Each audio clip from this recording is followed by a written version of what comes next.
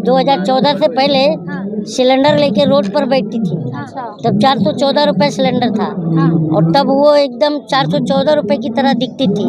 हमें तो लूट लिया मिलके भाजपा वालों ने, बहुत ही तंग किया अब तक बेरोजगारी ने। नशा चढ़ा है ये भक्ति का या अडानी का है, बेशरम भक्त कहाँ। क्या इज्जत और वो सब बेटियों की पड़ी है, बताइए। मंत्री है, कैसी बात कर रहे हैं आप? क्या मंत्री है स्मृति ईरानी और आप ऐसी बात कर रहे हैं? स्मृति ईरानी को अगर जरा भी इनके प्रति ये होता ना तो अब तक आ जाती। ठीक है, स्मृति मूवी देखने जा रही है ना, द केरला स्टोरी मूवी देखने गई है। तो आप बता रही है ना, तो उनसे ये बात पूछना था ना, कलीम से क्यों पूछ रही हैं? जवाब इसका स्मृति देंगी।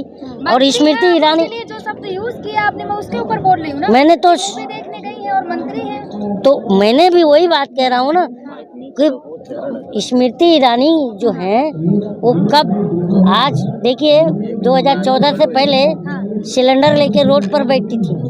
तब 414 रुपए सिलेंडर था और तब वो एकदम 414 रुपए की तरह दिखती थी। आज जो है सिलेंडर 1200 रुपए है, खुद सिलेंडर की तरह हो गई है। अच्छा मतलब आप बॉडी शेमिंग कर रहे हैं उनकी, इस पे बोल रहे हैं तो आप यहाँ से सवाल उठा रहे हैं कि बॉडी शेमिंग करते थे। नहीं, बॉडी शेमिंग की बात कर रहे हैं, बॉडी शेमिंग की बात नहीं कर रहा हूँ। 414 से 1200 रुपए की बात कर रहा हूँ। आप कह रहे हैं 414 से 1200 रुपए की बात कर रहा हूँ। आपको पता है गरीबों की हालत क्या है? गरीबों के पास जाती हो आप, गरीब की थाली से भोजन गायब है। गरीब आज, अरे तुम चुप रहो यार, तुमको सवाल पूछना है तो ही पूछो, मेरी बात सुनो। 2014 से अब तक में इस समय जो मौजूदा स्थिति है गरीब का, वो क्या है कि गरीब अपने घर पर या तो दाल बनाता है तो चटनी से चावल खा रहा है, दाल से दाल गायब, नहीं तो सब्जी गायब। दो टाइम में ये देश का स्थिति है। आप जाइए गरीबों के घरों में जरा रिपोर्टिंग कीजिए। गरीब के घर में एक टाइम पर एक ही चीज बना पा रहा है, या रोटी बना रहा है, दाल बना रहा है, या चावल बना रहा है, सब्जी बना रहा है। गरीबों की बात कर रहे हैं, लेकिन वित्त मंत्री कहती है गरीबी नहीं है देश में। वित्त मंत्री तो कांदा भी नहीं खाती है, महंगाई नहीं है। वित्त मंत्री तो बोलती है कांदे का भाव जब ऊपर जाता है तो मुझे उससे क्या लेना देना, कांदा हम खाते नहीं है बोल रहे। और उसके पहले भी बोले कि डॉलर नहीं मजबूत हो रहा है, रुपया कमजोर नहीं हो रहा है, डॉलर मजबूत हो रहा है। तो उनकी बात क्या? ये मोदी तो कहते हैं कि पंक्ति में खड़ा आखिरी व्यक्ति के लिए भाजपा सरकार काम कर रही है। कर तो रही है। क्या कर रही है बताइए? मौत की घाट उतार रही है। अच्छा भूखा मर रहा है ना, मौत की घाट। लगातार सरकार क्यों जीत रही है जब मौत की घाट आप तमाम अच्छा आप बताइए मैडम जी, आप प्रेस से हो, ये बताइए वर्ल्ड हंगर इंडेक्स में हम कहाँ पे? I just want asking to you. हमें तो मालूम है, सरकार को क्यों नहीं मालूम? बट मैं चाहता हूँ आपके थ्रू ये देश के जो भी देखने वाले लोग हैं इन्हें मालूम पड़े हम वर्ल्ड हंगर इंडेक्स में कहाँ? पाकिस्तान से पीछे हो गया, अब इससे ज्यादा क्या बुलवाएंगे? है ना। और प्रेस की आज़ादी में कहाँ पर है? प्रेस को आज़ादी है तो प्रेस की आज़ादी में भी हम कहाँ पर आके खड़े हो गए? तो यही कहना है कि प्रधानमंत्री जी सीना ठोक करके कुछ भी कहे, लेकिन वो जब वो इस कदर अपने हालातों को बयां कर देते हैं, क्या कहें, वो जब कहीं फंसते हैं तो रोते हैं। आप मीडिया की बात कर रहे हैं, लेकिन यहाँ इतना बड़ा मुद्दा है, मीडिया में ये ना दिखा के इमरान खान का मुद्दा ज्यादा दिखाया जा रहा है। कौन सा इमरान खान? पाकिस्तान वाला? तो पठान तो गया है ही है ना जेल में। अब पठान का बच्चा भी सत्ता बदलेगा तो जाएगा। अच्छा। ऐसा नहीं है, मैं थोड़ी कह रहा हूँ, प्राइम मिनिस्टर ने कहा था मैं पठान का बच्चा हूँ।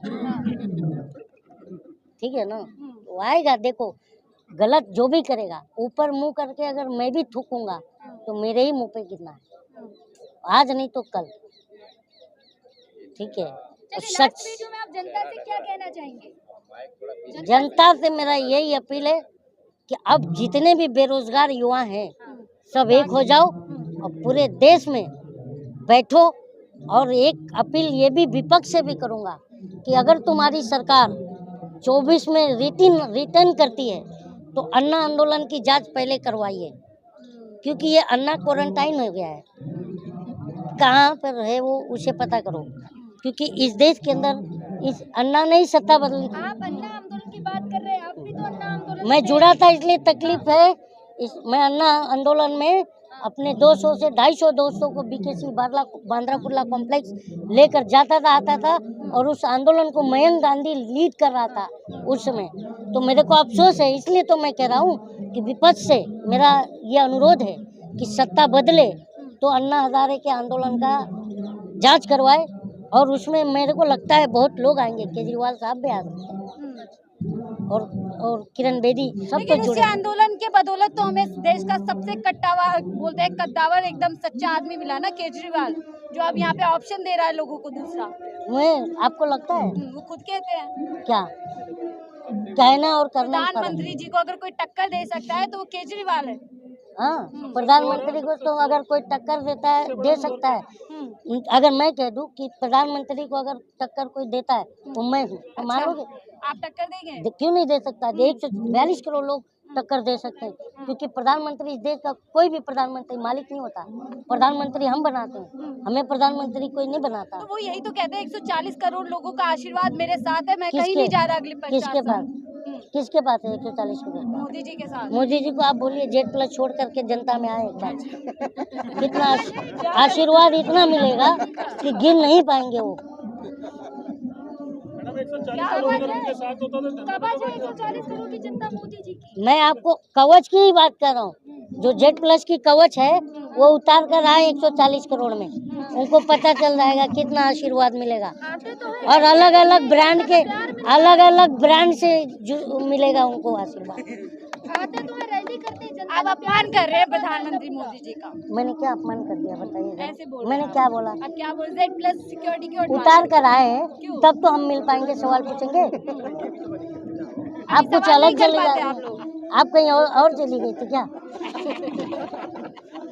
मैंने तो कहा कि आए, अब जेड प्लस में है तो मैं वहाँ तक तो पहुँच नहीं सकता ना सवाल करने, तो आएंगे। अगर मैंने उनको वोट देकर प्रधानमंत्री बनाया तो सवाल युगांडा के प्रधानमंत्री से तो नहीं करूँगा ना, यही के प्रधानमंत्री से करूँगा ना, क्योंकि वो चाहे मैं उनका वोट दूं या ना दूं, चाहे वो हमारा किसी भी कम्युनिटी की बात कर रहा हूँ, वो उन्हें वोट दे या ना दे, लेकिन है तो 142 करोड़ 87 लाख के प्रधानमंत्री ना, तो जवाब किसको देंगे?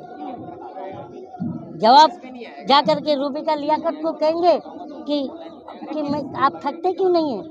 हाँ, तो ये सब बातें हैं। अब देखिए ना, पाकिस्तान की लगातार बातें हो रही है, पाकिस्तान कांपता है मोदी जी के जवाब हाँ, मोदी पाकिस्तान कांप रहा था, तभी तो मोदी जी कंबल लेके पाकिस्तान गए थे उड़ाने के लिए, गए थे नहीं गए थे? डर के कांप रहा है, डर के।